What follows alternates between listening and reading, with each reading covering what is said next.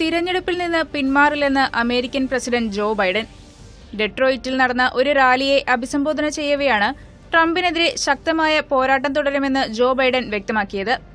തന്റെ ആരോഗ്യനിലയിൽ പ്രശ്നങ്ങളില്ലെന്നും ഭാവിയിൽ കാര്യപ്രാപ്തിയോടെ എല്ലാ തീരുമാനങ്ങളും സ്വീകരിക്കുമെന്ന് വോട്ടർമാർക്കും ഡെമോക്രാറ്റ് പാർട്ടിയിലെ അംഗങ്ങൾക്കും ജോ ബൈഡൻ ഉറപ്പു നൽകിയിരുന്നു. ലിത്വാനിയൻ പ്രസിഡന്റായി ഗിതനാസ് നൌസേഡ രണ്ടാം തവണ അധികാരമേറ്റു.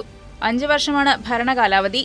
ലിത്വാനിയയുടെ പ്രതിരോധ ബജറ്റ് GDPയുടെ 4% ഉയർത്തുമെന്ന് സാമ്പത്തിക ശാസ്ത്രജ്ഞൻ കൂടിയായ നൌസേഡ പറഞ്ഞു.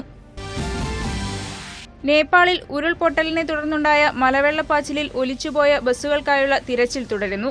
ത്രിശൂലി നദിയിലാണ് 63 പേർ യാത്ര ചെയ്തിരുന്ന ബസ്സുകൾ ഇന്നലെ അപകടത്തിൽപ്പെട്ടത്.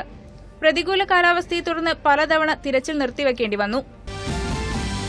ഇസ്രായേലിന്റെ വ്യോമാക്രമണത്തിൽ ഹമാസിന്റെ മുതിർന്ന കമാൻഡർ കൊല്ലപ്പെട്ടു. കഴിഞ്ഞ ഒക്ടോബറിൽ ഇസ്രായേലിൽ നടന്ന ആക്രമണത്തിന്റെ സൂത്രധാരനായ ഐമൻ ഷവാദയാണ് കൊല്ലപ്പെട്ടതെന്ന് ഇസ്രായേൽ പ്രതിരോധ സേന അറിയിച്ചു. നാറ്റോ രാജ്യങ്ങളുടെയും സഖ്യകക്ഷികളുടെയും ഇടയിൽ സൈനിക ശക്തി വിപുലീകരിക്കാനുള്ള US നീക്കത്തിനെതിരെ രൂക്ഷ വിമർശനവുമായി ഉത്തര കൊറിയ.